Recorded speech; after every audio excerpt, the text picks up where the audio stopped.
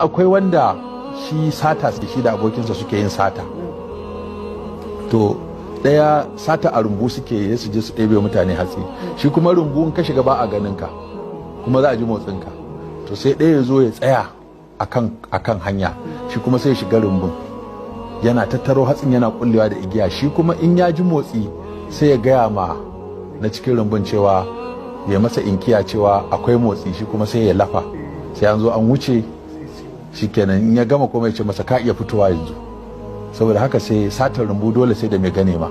to sai daure sai ya fito ya su tafi su siyar. To sai shi abokin satar mai ganewan sai ya tafiya,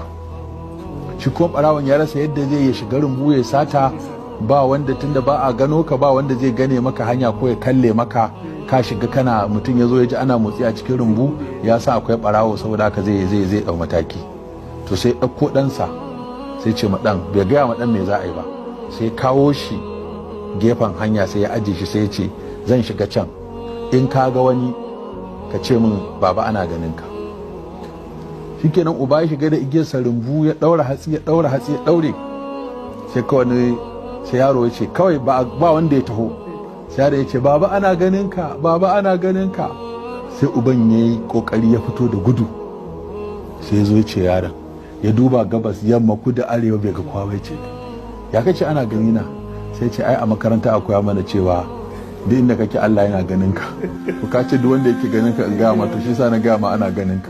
Yayin shiru ya ce wadan zo mu tafi gida, an fasa. To kaga an gaya ma yaro a makaranta cewa anta abudallaha ka annaka tarahu fa in lam takun tarahu fa innahu yaraka. Kafin ka koya dan ɗanka boko da kasuwanci, ka koya dan ɗanka tauhidi da Qur'ani, saboda dan ɗanka idan ya koyi tauhidi da Qur'ani zai iya taimakon kanshi kuma kai ma ya taimaka maka duniya da lahira. Duk wanda ya yada wannan bidiyo ko yi duwitu da wannan bidiyon, Allah ya azarta rayuwar shi, Allah sa ya gama da duniya lafiya.